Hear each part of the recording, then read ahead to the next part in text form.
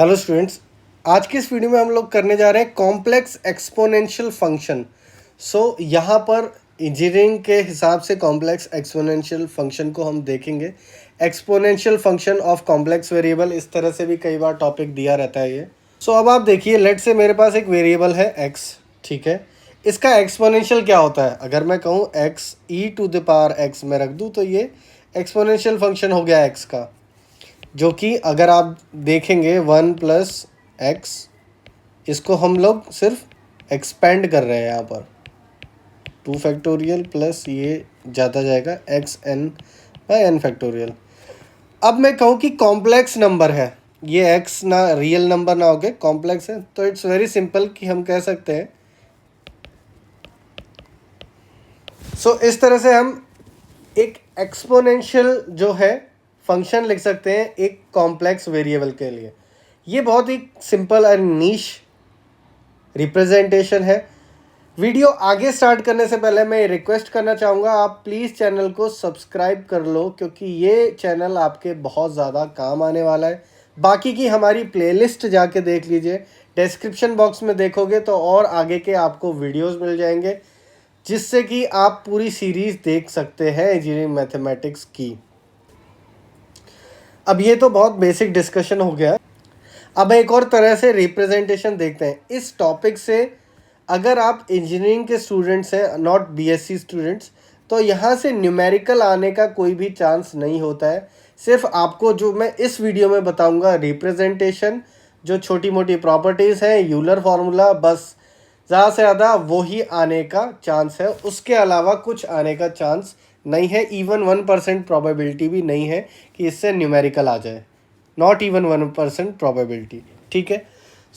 हम लोग देखते हैं कि अब इसको डिस्कशन को थोड़ा और आगे बढ़ाते हैं कि मैं कह रहा हूँ e⁻z। e क्या है, z क्या है, x + iy। इसको अगर देखें e⁻x, ठीक है, iy, इस तरह से पूरा लिख सकता हूँ मैं।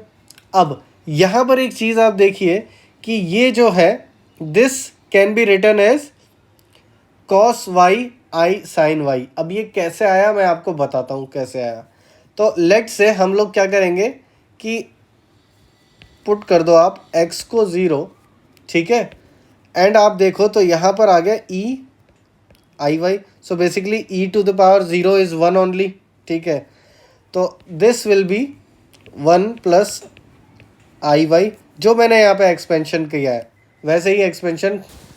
अब यहाँ पर एक्सपेंशन को आप देखिए क्या कर सकते हैं आप, ये जो टर्म्स है 1 - y² / 2 फैक्टोरियल, जो यहाँ पर इवन है उनको हम एक तरफ ले गए, और प्लस के साथ आपकी ये जो आ गई,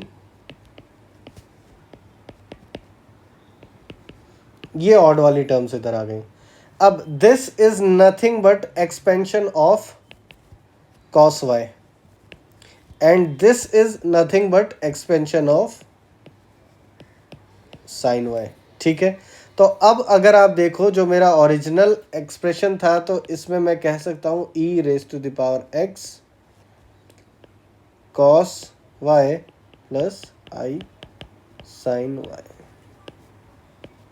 ये भी एक तरीका हो गया डिनोशन का। अब एक और चीज़ देखते हैं, x + iy क्या होता था?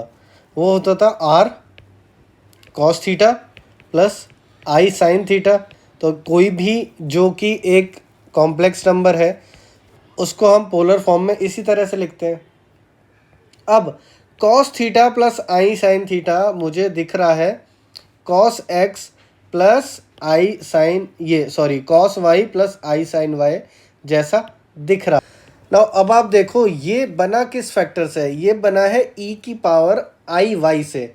इसका मतलब मैं ये कह सकता हूँ, r तो एज इट इज़ रखता हूँ, e⁻i y, y यहाँ पर क्या है, थीटा। तो ये मेरा फाइनल सॉल्यूशन आ गया। तो जो भी z है, this is equal to r e⁻i theta. इसको हम लोग एक्सपोनेंट फॉर्म में इस तरह से लिखते हैं। नेक्स्ट, अगर मैं प्रॉपर्टी की बात करूं तो ये जो है EZ, ये हमेशा एक पीरियोडिक फंक्शन होता है जिसका इमेजिनरी पीरियड होता है। पीरियड क्या होता है? 2πi। ठीक है, ये सब आपको नोट्स में मिल जाएगा, हम नोट्स प्रोवाइड आपको कराएंगे, डोंट वरी। तो वहाँ पर आपको ये सब थ्योरी मिल जाएगा। इसके बाद एक चीज़ और डिस्कशन में आती है इस टॉपिक में, जो कि है यूलर फॉर्मूला। यूलर ने एक फॉर्मूला, आप देखेंगे क्रेजिक में भी दिया हुआ है ये यूलर फॉर्मूला करके। तो आप देखिए है क्या, इसका डिस्कशन मैं कर देता हूँ। बहुत ही कम % चांसेस हैं कि ये आ भी सके, तो आप चाहें तो यहाँ पर भी स्किप कर सकते हैं। बट तो क्विकली हम लोग, क्योंकि डेप्थ में थोड़ी डेप्थ एक्सप्लोर करनी है हमें भी, तो हम देख लेते हैं। e⁻i थीटा आपको बताया है cos theta plus i sin theta होता है। ठीक है, अभी ऊपर हम डिस्कशन में करके आए हैं। या फिर मैं अगर कहूँ -i थीटा, वो बन जाएगा आपका cos theta minus sine theta. अब इन दोनों को आप ऐड कर लो, 1 और 2 को। ठीक है, इसको 1 ले लो, इसको 2 ले लो, दोनों को ऐड कर दो। आप ऐड करोगे तो आपके पास आएगा, ये आने के बाद अगर मैं कहूँ आगे cos थीटा जो है, cos थीटा आपका आ गया e⁻i theta plus e⁻i theta by 2।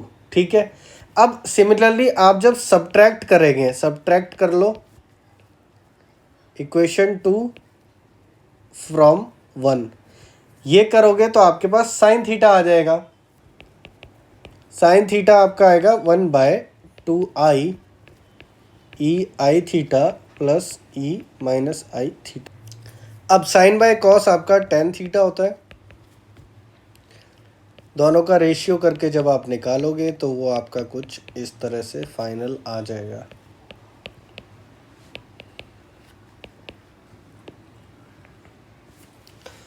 यही पूरा डिस्कशन है इस टॉपिक में। कुछ भी नहीं है, आपको एग्ज़ाम पॉइंट ऑफ व्यू से कुछ करने की ज़रूरत नहीं है अगर आप इंजीनियरिंग के लिए ये पढ़ रहे हो। बीएससी में अलग फिर इसमें और डेप्थ में जाया जा सकता था, बट अगर इंजीनियरिंग बैकग्राउंड के स्टूडेंट्स के लिए है तो यहाँ पर इतना सफिशिएंट है समझना आपके लिए।